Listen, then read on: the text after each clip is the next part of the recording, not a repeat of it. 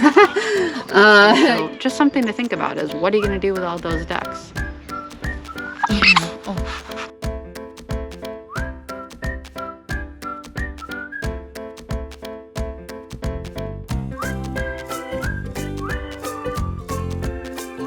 Hey guys, Kaylyn here with Fable Hill Farm. Welcome back to my channel. If you are new, welcome to this beautiful little 10-acre farm we have here in West Michigan, where we raise registered, show quality, hopefully high production Nigerian Dwarf goats for milk, main purpose, and we raise Muscovy ducks for both meat and rare colors. We have a livestock guardian dog. We raise meat chickens and turkeys. We have chickens for eggs, garden, greenhouse. We've got a lot going on. Spring is in full swing here. The cold weather is, knock on wood, hopefully gone. It's gonna stay away. And today I'm gonna be doing a video for you guys on my top 5 tips for raising Muscovy ducks.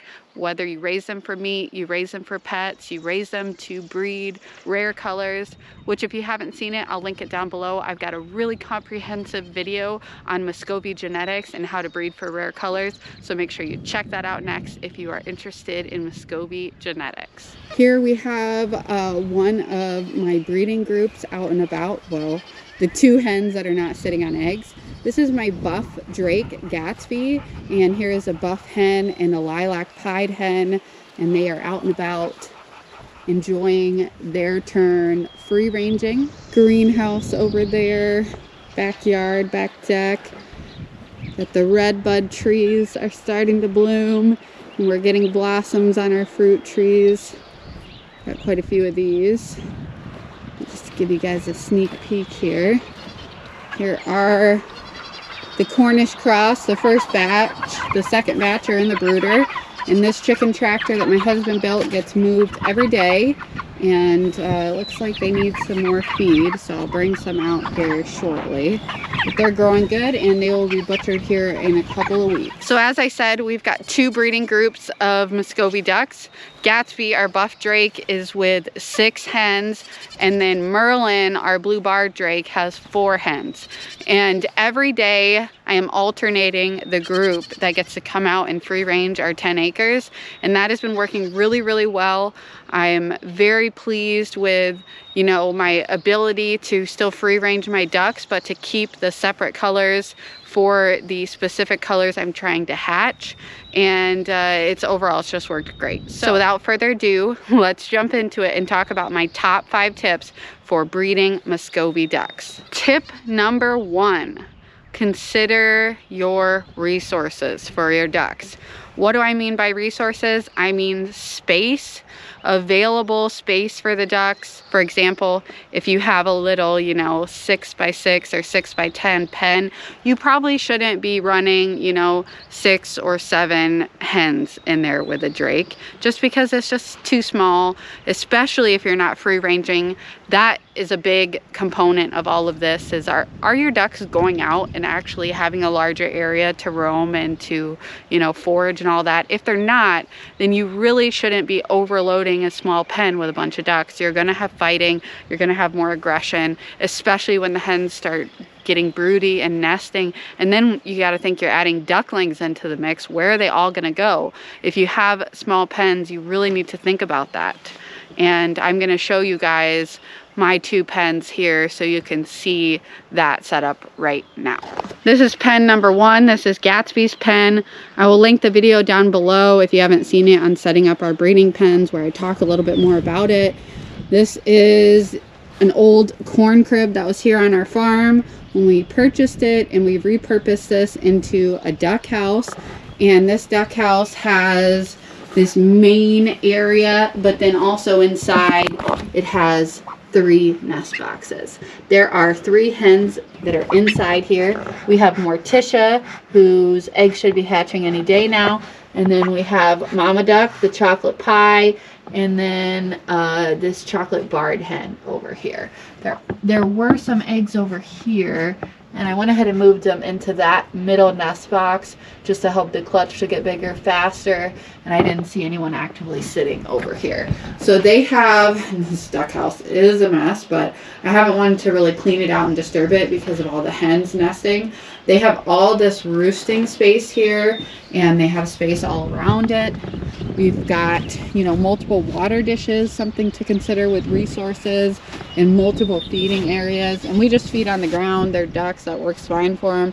So I always put feed in 2 different spots, and they have 2 different water dishes.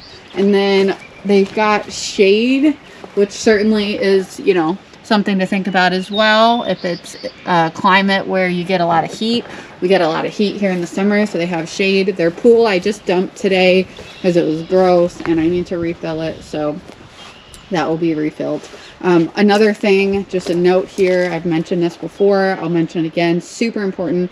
If you have a pool and you have ducklings, there needs to be a way for the ducklings to not only get in the water but out of the water, otherwise they can and will drown.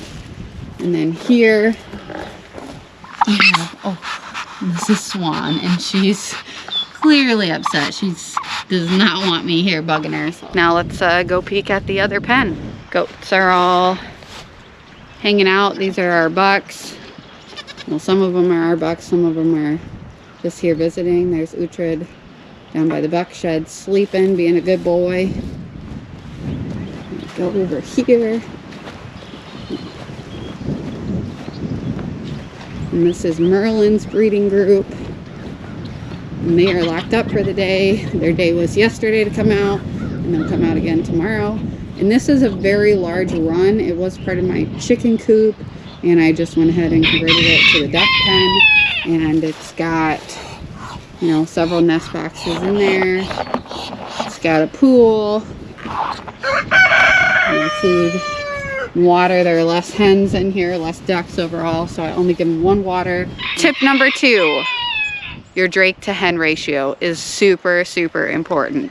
If you have 1 drake and 1 female, or 1 drake and 2 females, that's going to be very problematic. It's going to lead to overmating on the drake's part, and he could potentially kill your hens. So it's very important to have enough females to males. Otherwise, you're going to run into all sorts of problems.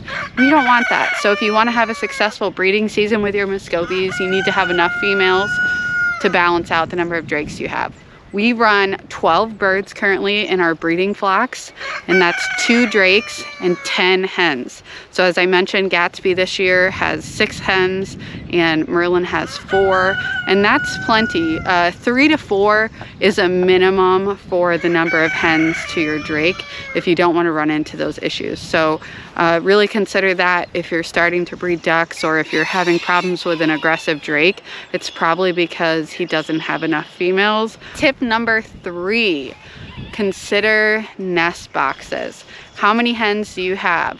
If you have 5 hens, you need to have 5 spots for those hens to lay. They do not always co-nest, which means 2 hens sitting on a nest. That is a common behavior in Muscovies, and especially when you have 2 hens that are good buddies, they may co-nest, they may even co-parent, which is really cool. Last year we had 2 hens that co-parented, and they came together, purchased them from a friend of mine in Greenville who breeds Muscovies, and last year they did do some co-parenting, which is super cute to see them raise a clutch together, and the babies kind of think of both the moms as their moms.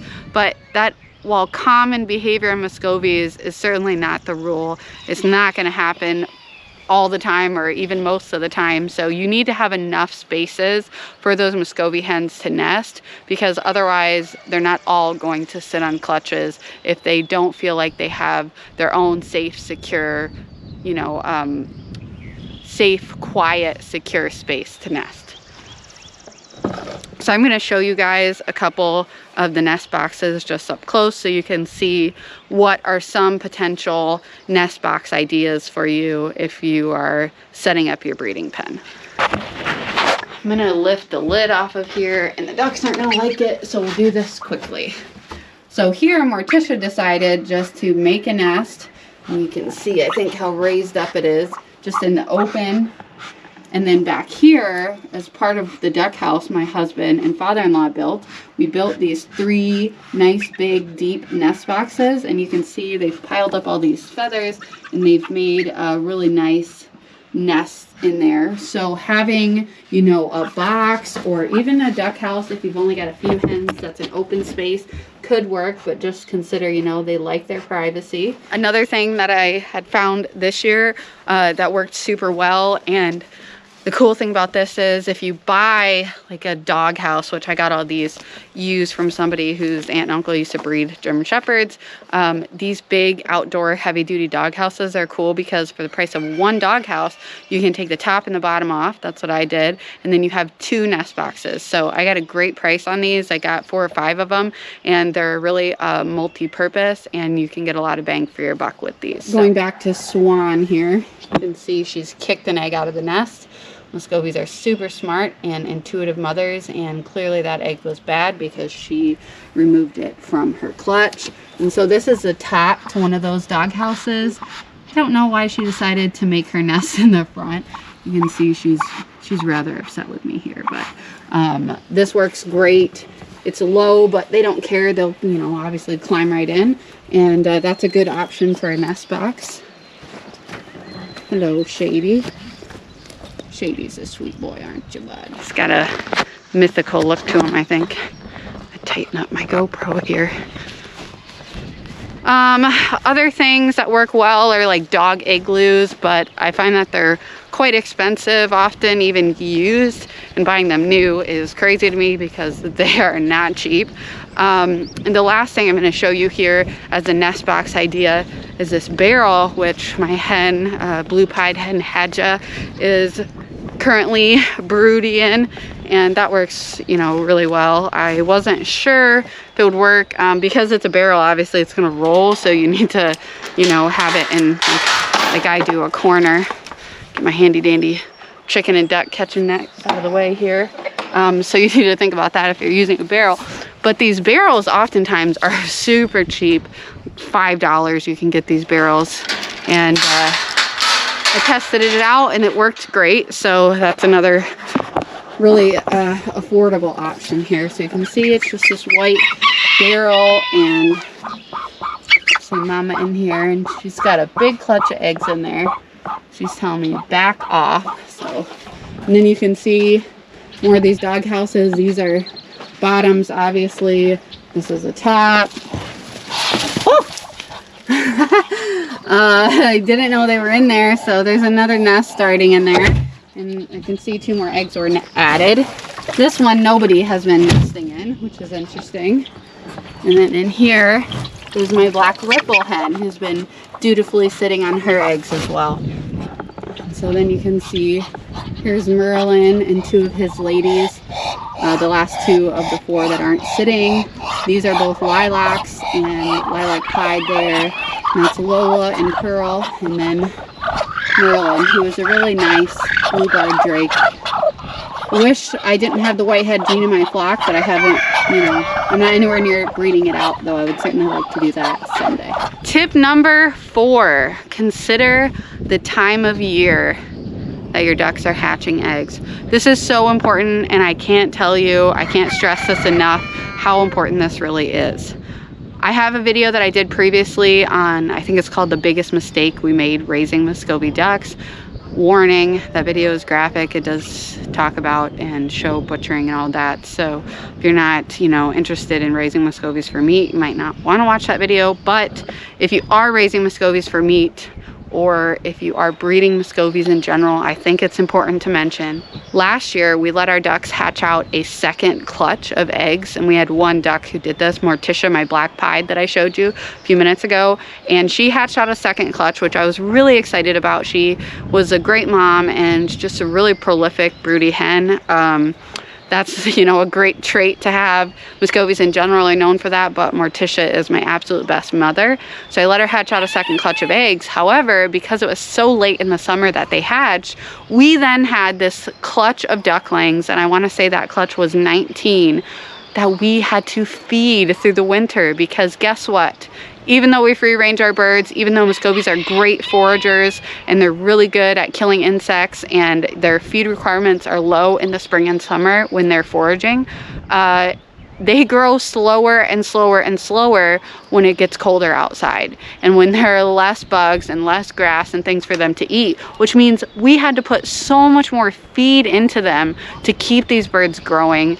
And it was a slow process. It wound up costing us way more money than we anticipated, and it just sucked. It really, really sucked. So I don't advise letting your ducks hatch out a late summer clutch like that unless you live in a warm climate. If you live in a northern climate or a climate that gets snow and cold, do not, I repeat, do not let your ducks hatch out a late clutch. Just pull the eggs. If you want to hatch them and brood them yourself and sell them or something like that, do that. But honestly, pull the eggs and eat them. That's what I would recommend. Duck eggs are so nutritious. They're more nutritious than chicken eggs. They're high in protein. They're delicious. People love them for baking. So if you know anyone who bakes, my sister-in-law has a cake business. Duck eggs are amazing for baking. They make baked goods fluffier, richer. Everything about duck eggs is fantastic. A lot of people, by the way, who can't eat chicken eggs can eat duck eggs for whatever reason. So think about the time of year. And last but not least, tip number 5. What are you gonna do with all those ducks? You really need to think about that if you're not butchering them or you're not comfortable with raising ducks for meat. Muscovies are known for being broody machines. They love to sit on eggs, and they love to sit on a lot of eggs, and they're really large ducks, which means that they're capable of spreading their body out and sitting on very large clutches compared to, say, a chicken. So you're gonna have a bunch of ducklings if you have Muscovies sitting on eggs, and you really need to think about what are you gonna do with all those ducklings. Now in my area overall, I have a pretty good market for selling Muscovy ducklings, just, you know, day old, 3-day old, whatever ducklings, and that's something that I can do, and I can sell those ducklings for a nice little profit for me having not done any of the work and just letting my hens hatch eggs. I can also sell, you know, adult females or young adults if I want to, so there's a market there for that, and that's, you know, a possibility. We also raise Muscovies for meat. So for us, if we have a lot of ducklings, that equates to a lot of duck meat at the end of the summer. And that's, you know, one of our main goals and why we have so many Muscovies. So I have no problem with having a bunch of ducks, but you may, again, if you're not raising them for meat, maybe you don't want to have 6 hens sitting on clutches of, you know, 15 to 25 eggs, sometimes even more. I think one of my hens is on almost 40 eggs, and that's not to say all 40 of them are going to hatch. And last I counted, I think it was 36 eggs in there, but they hatch a lot of eggs. So if you don't want to either have to find homes for all those ducks, if you don't want to keep all those ducks and become a duck hoarder, and if you don't want to butcher them, then you should not be letting all of your Muscovies sit on eggs. Or maybe pull eggs out and let them, you know, sit on a small clutch. So they may not do that. I don't know what happens if you start pulling a bunch of eggs from a broody duck, if she will still continue to sit, or if she'll be offended that you're messing with her nest and then just abandon it. That could happen too. So those are my 5 tips for breeding Muscovy ducks. I hope you found this video helpful. I hope that it was useful information to some of you who are either thinking about getting Muscovies or, you know, setting up your breeding pens for 2021 breeding season. If you're new to my channel, if you're interested in Muscovy ducks, make sure you hit the subscribe button and the notification bell down below so you get notified when I post new videos. As always, I love to interact with you guys. There are people from all over the world who love the Muscovy breed, and it's been really cool to get to know you guys. Leave me a comment down below. Let me know who you are. Let me know if you have ducks, if you're thinking about getting ducks. If you have ducks, what do you have them for? Pets, you know, meat, color. And also, let me know if there are certain Muscovy related videos that you'd like me to shoot. I'm going to be doing an upcoming video on some basic care tips for having Muscovy ducks, and then some other fun videos coming up with breeding season and showing you guys all the ducklings and all of that. So stay tuned, subscribe if you're not already subscribed. To all of my subscribers and viewers, thank you so much for watching. I appreciate all of you so much. I really, really love getting to know all of you and interact with you, and it just means so much to me that you guys take the time to watch my videos and comment down below and interact and share information, tell me about your lives. It's cool getting to know you guys, and as always, I'll see you in the next one. Bye.